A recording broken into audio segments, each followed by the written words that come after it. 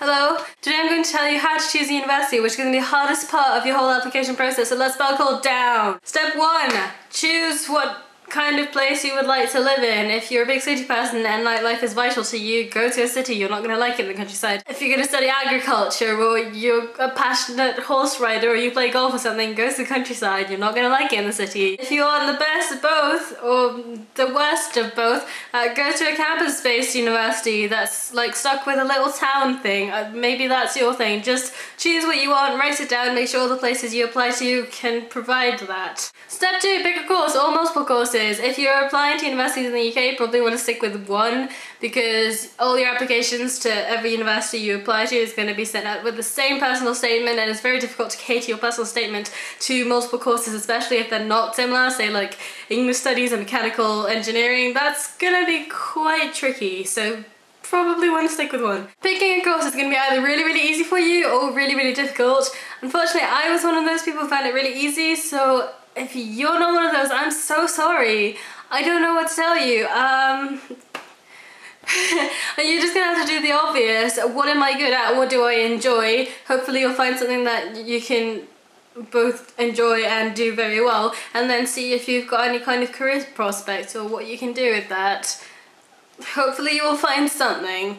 Step 3, so let's say you've picked a course now, hopefully you have. Now it's time to look at league tables. League tables are just full of weird abbreviations and numbers and what the fuck are these? But basically, you type in league tables and the course you're looking for, and you'll probably find the most recent one, which is like for the last academic year, I think. You're gonna find a bunch of different criteria and then a kind of overall ranking system, and you can like change the, just have a look, seriously. So type in the course that you want to study and then look at the league tables, and your instinct is going to be to pick the ones at the top because who doesn't want to go to the best university? Instead of just looking at the top ones because they do change. I mean, the very, very top ones tend to be quite consistent, but some universities can change like 20 places in a year or something. So keep that in mind, and when you're looking at them, check out things that are relevant to your studies. If you're going to do an undergraduate degree, you probably don't really have to worry about research quality and funding as much as if you're going to do a postgraduate, but teaching quality is definitely going to affect your studies, so that's something you really, really want to check out. League tables are just really helpful and really bad at the same time. Good luck, my friend, that's all I can tell you, really. Step 4, check out the tuition fees. Some people will say you should do this before looking at league tables. I don't know, do it your way. I'm not God. Do it however you like. Biggest thing, make sure you go to a place that you can afford, because if you applied and gone into a university that you can't afford, guess what? You can't go. Oh crap, that's really, really not great. So check out the tuition fees. I'm not sure what's going on in the rest of the world. I only know that it's really expensive in America. But if you live in the UK and you're lucky enough to live in either Scotland or Wales, I don't even know about Northern Ireland. I deal with it, Irish people, sorry. But if you live in Scotland or Wales, then you might be lucky enough to not have to pay £9,000 a year. If you're English, I'm sorry. You were just not really born in a great time, or just blame David Cameron because he's David Cameron. Anyway, if you're in Scotland and you're Scottish or European, you won't have to pay tuition fees because the Student Awards Agency will pay them for you. Yay! Or if you live in Wales and you're Welsh, you're only gonna have to pay £3,000. Yay! If you're thinking of applying to England and you think, oh holy crap, I cannot pay £9,000 a year, there are lots of bursaries and scholarships and things like that, and you can also get a student loan. I mean, it's not advised because you have to pay it back with interest, but it's still possible. So check out all your options and see what you can afford and what you can't. Also, be careful not only think about tuition fees, because living costs are quite expensive as well. I mean, if you decide to live in London, you're going to be paying like £150 rent a week. A week, remember? That's a lot of money. And that's the cheapest you're going to find. So, seriously, money. You're going to have to talk it out with whoever's going to pay for your studies. Most likely your parents, but it might be someone else, it might be you. Just talk about it with someone. Even if you're paying for it yourself, it's always good to have someone there. Step 5, have realistic expectations of the marks you're gonna get. This probably won't help for you if you're doing Scottish Highers, because I think you get your marks before you, I don't know.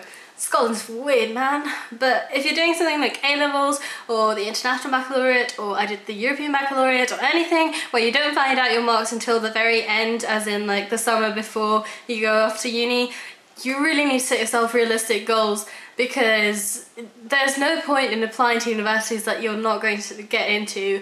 You had to pay a fee to apply, which people actually forget as well. And also, if you're applying to universities in the UK, you have to do it through UCAS, which is a centralised system. And UCAS only allows you to make 5 applications.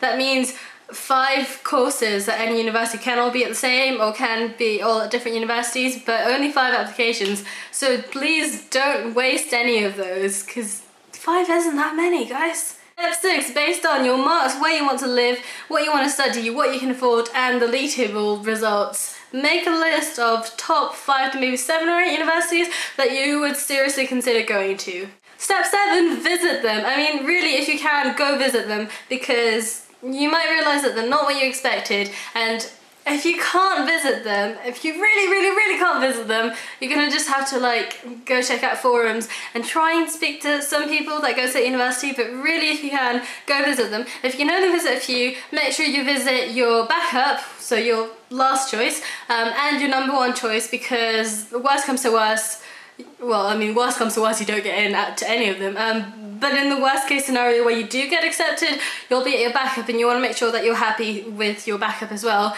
Or reversely, if you end up at your number 1 choice and then you realise that it's not what you expected, you're going to be really disappointed. So make sure you go check them, really. And even if you do go to visit them, open day tours aren't really going to show you everything.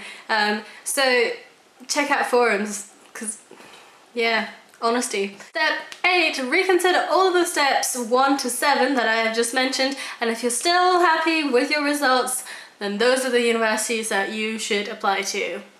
Good luck, everybody. That's all I can say. It's a lot of it is probably just luck. I'm sorry. Goodbye. I made this. Oh my god! Oh my god! Oh yeah, I'm so prepared. Did I say step 3?